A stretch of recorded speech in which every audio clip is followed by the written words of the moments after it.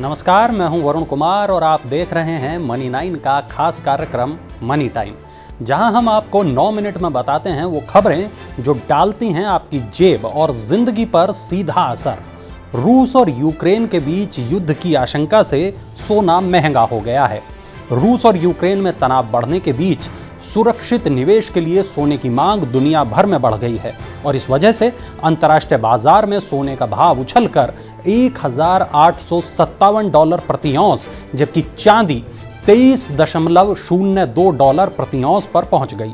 अंतर्राष्ट्रीय बाजार में बहुमूल्य धातुओं की कीमतों में वृद्धि होने और रुपये में गिरावट से स्थानीय सराफा बाजार में भी सोना ₹478 बढ़कर ₹49,519 प्रति 10 ग्राम हो गया। चांदी की कीमत भी ₹932 उछलकर ₹62,827 प्रति किलोग्राम हो गई। आरबीआई की अपर लिमिट से ऊपर निकली महंगाई दर। महंगाई से फिलहाल राहत की उम्मीद लगाना बेईमानी होगा। जनवरी में महंगाई का आंकड़ा आरबीआई की अपर लिमिट के पार हो गया। जनवरी महीने में खुदरा महंगाई दर 7 महीने के उच्चतम स्तर 6.01% पर रही। दिसंबर में यह आंकड़ा 5.66% था। खाद्य महंगाई दर की बात करें तो ये दिसंबर के 4.05% से बढ़कर 5.43% रहा। जनवरी में बड़ी महंगाई का ज्यादा असर ग्रामीण इलाकों में देखने को मिला। ग्रामीण महंगाई दर 5.36% से बढ़कर 6.12% हो गई।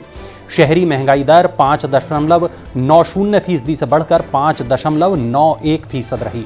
हालांकि कोर महंगाई दर में हल्की गिरावट देखने को मिली है और ये 6.10% से घटकर 6% रही। और दलाल पथ आज हुआ लाल रंग में लथपथ। सोमवार को शेयर बाजारों में भारी गिरावट आई। बीएसई सेंसेक्स 1700 अंक से ज्यादा टूट गया। सेंसेक्स 56,405 अंक पर आ गया। इससे निवेशकों के 8.52 लाख करोड़ रुपए की संपत्ति डूब गई। नेशनल स्टॉक एक्सचेंज का निफ्टी 532 अंक टूटकर 17,000 अंक से नीचे 16,842 अंक पर बंद हुआ। सेंसेक्स की कंपनियों में टाटा कंसल्टेंसी सर्विसेज को छोड़कर अन्य सभी कंपनियों के शेयर लाल निशान में बंद हुए। इस तरह की खबरें हैं कि रूस जल्द ही यूक्रेन पर हमला कर सकता है और जिससे कच्चे तेल की कीमतें ऊंचाई पर पहुंच जाएंगी। अगर आपने अभी तक अपनी कार में फास्टैग नहीं लगवाया है तो 2 गुना पैसा देने के लिए तैयार हो जाइए। यमुना एक्सप्रेसवे टोल प्लाजा पर बिना फास्टैग वाले वाहन चालकों को अब डबल टोल भरना पड़ेगा। केंद्र सरकार के आदेश के बाद यमुना एक्सप्रेसवे प्रशासन ने इस नियम को लागू कर दिया है। राष्ट्रीय राजमार्गों पर बिना फास्टैग वाले वाहनों से पहले ही 2 गुना कर वसूला जा रहा है। निजी एक्सप्रेसवे होने के कारण यमुना एक्सप्रेसवे पर यह नियम अभी तक लागू नहीं था। यमुना विकास प्राधिकरण ने यमुना एक्सप्रेसवे पर भी फास्टैग लगवा दिए हैं। जेवर टोल से लेकर आगरा टोल तक बिना फास्टैग के गुजरने वाले वाहन चालकों को अब 2 गुना टोल टैक्स देना होगा। जियो देगी अब और ज्यादा तेज इंटरनेट। जी हां, डिजिटल सेवा कंपनी जियो प्लेटफॉर्म्स भारत के सैटेलाइट आधारित ब्रॉडबैंड सेवा बाजार में उतर गई है। जियो ने लग्जमबर्ग की कंपनी एसीएस के साथ मिलकर जियो स्पेस टेक्नोलॉजीज लिमिटेड से संयुक्त उद्यम गठित किया है। इस संयुक्त उद्यम में जियो प्लेटफॉर्म्स की 51% और एसीएस की 49% हिस्सेदारी होगी। ये कंपनी सैटेलाइट टेक्नोलॉजी का इस्तेमाल करते हुए भारत में अगली पीढ़ी की ब्रॉडबैंड सेवाएं देगी और यहां उसका मुकाबला भारतीय ग्रुप के निवेश वाली वनवेब, एलन मस्क की स्टारलिंक, अमेजन की प्रोजेक्ट कूपर और टाटा टेलीसेट से होगा। मनरेगा में अब गड़बड़ियों पर लग जाएगी रोक। सरकार महात्मा गांधी राष्ट्रीय ग्रामीण रोजगार गारंटी कानून यानी मनरेगा को सख्त बनाने जा रही है। सरकार का मकसद ग्रामीण रोजगार कार्यक्रम में होने वाली गड़बड़ियों और रिसाव को रोकना है।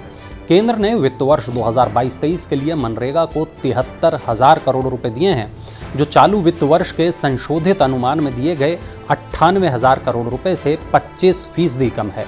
सरकार को सूचना मिली है कि बिचौलिए योजना के तहत लाभार्थियों के नाम दर्ज करने के लिए पैसे ले रहे हैं और अब ग्रामीण विकास मंत्रालय इस पर सख्ती करने का मूड बना चुका है। टीसीएस ने बायबैक से पैसा कमाने का एक बहुत अच्छा मौका दिया है। देश की दिग्गज आईटी कंपनी टीसीएस ने 18,000 करोड़ रुपए के शेयरों को बायबैक के लिए 23 फरवरी 2022 को रिकॉर्ड डेट तय किया है।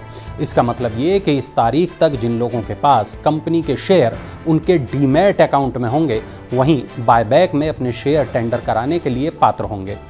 कंपनी 4500 रुपये प्रति शेयर के भाव पर 4 करोड़ इक्विटी शेयरों को वापस खरीदेगी। इस बायबैक की कीमत 11 फरवरी 2022 की क्लोजिंग प्राइस से 22% ज़्यादा है, इसलिए ये शॉर्ट टर्म निवेशकों के लिए एक अच्छा मौका हो सकता है।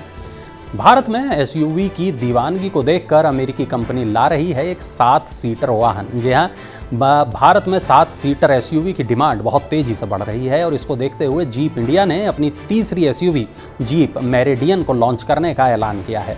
ये 7 सीटर एसयूवी है और इस साल जून तक इसको भारत में लॉन्च कर दिया जाएगा। इसका भारत में Tata safari, Mahindra XUV 700, Maruti Suzuki XL6 MG Hector plus और अपकमिंग किया कारेंज समेत अन्य एसयूवी से मुकाबला होगा। वित्त वर्ष 2020-21 में भारत में पहली बार 10 लाख एसयूवी बिकने का रिकॉर्ड बना है। कुल यात्री वाहन बिक्री में एसयूवी की हिस्सेदारी बढ़कर 39% पर पहुंच गई है। 5G स्पेक्ट्रम की नीलामी का वक्त सामने आ गया है। भारत में 5G स्पेक्ट्रम की नीलामी मई में होने की संभावना है। भारतीय दूरसंचार नियामक प्राधिकरण यानी ट्राई ने यदि 5G स्पेक्ट्रम की नीलामी प्रक्रिया के संबंध में नियमों पर अपनी सिफारिशें इस साल मार्च तक दे दी तो इस बहुप्रतीक्षित प्रक्रिया के मई में होने की संभावना है। दूरसंचार विभाग जल्द से जल्द नीलामी कराने के लिए अन्य प्रक्रियाओं पर काम कर रहा है। दूरसंचार विभाग को ट्राई की सिफारिशें प्राप्त होने के दिन से नीलामी शुरू करने में 2 महीने लगेंगे। 5G से डेटा 4G सेवा की तुलना में 10 गुना तेज रफ्तार से डाउनलोड हो सकेगा। और भारत ने एक बार फिर चीनी ऐप्स के खिलाफ कड़ी कार्रवाई की है। भारत ने चीन के 54 मोबाइल ऐप्स को सुरक्षा और निजता से जुड़े खतरों को देखते हुए प्रतिबंधित कर दिया है। बैन किए गए इन 54 चीनी ऐप में कथित तौर पर यूजर्स से अहम मंजूरियां हासिल करके उनसे संवेदनशील जानकारियां जुटाई गईं। ये ऐप यूजर से जुटाई गई जानकारियों का दुरुपयोग कर रहे थे और उसे देश के बाहर स्थित सर्वरों को भेज रहे थे। प्रतिबंध के दायरे में आए ऐप में beauty camera, sweet selfie HD, beauty camera, selfie camera, rise of kingdoms, last crusade, विवा वीडियो एडिटर, टेंसेंट एक्साइवर जैसे लोकप्रिय ऐप भी शामिल हैं।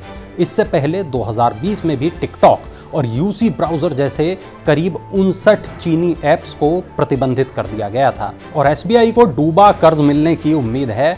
भारतीय स्टेट बैंक को 31 मार्च 2022 को समाप्त होने वाले चालू वित्त वर्ष में राष्ट्रीय कंपनी विधि न्याय अधिकरण के समाधान वाले खातों सहित बट्टे खातों से 8,000 करोड़ रुपए के वसूली की उम्मीद है। SBI ने दिसंबर 2021 को समाप्त तीसरी तिमाही के दौरान बट्टे खातों से 1500 करोड़ रुपए की वसूली की। वित्त वर्ष 2021-22 के पहले 9 महीनों अप्रैल से दिसंबर के दौरान कुल वसूली राशि 5,600 करोड़ रुपए रही। इसके चलते बैंक के फंसे हुए कर्ज में भी सुधार हुआ है। 31 दिसंबर 2021 के अंत में उसका सकल NPA घटकर 4.5% रह गया, जो सितंबर 2021 के अंत में 4.9% था। चलिए अब नजर डालते हैं स्टार्टअप हलचल पर और जानते हैं क्या कुछ चल रहा है स्टार्टअप की दुनिया में। फिनटेक स्टार्टअप स्लाइस ने 65 करोड़ रुपए का अपना पहला एम्प्लॉय स्टॉक ओनरशिप प्लान यानी ESOP बायबैक पूरा कर लिया है।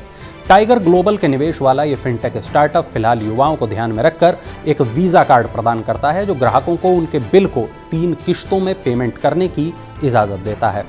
डेट मार्केटप्लेस कार्ड एवेन्यू ने डिजिटल कलेक्शन कंपनी स्पोर्टो में 75% हिस्सेदारी खरीदी है। इसके लिए कंपनी 400 करोड़ रुपए का भुगतान करेगी।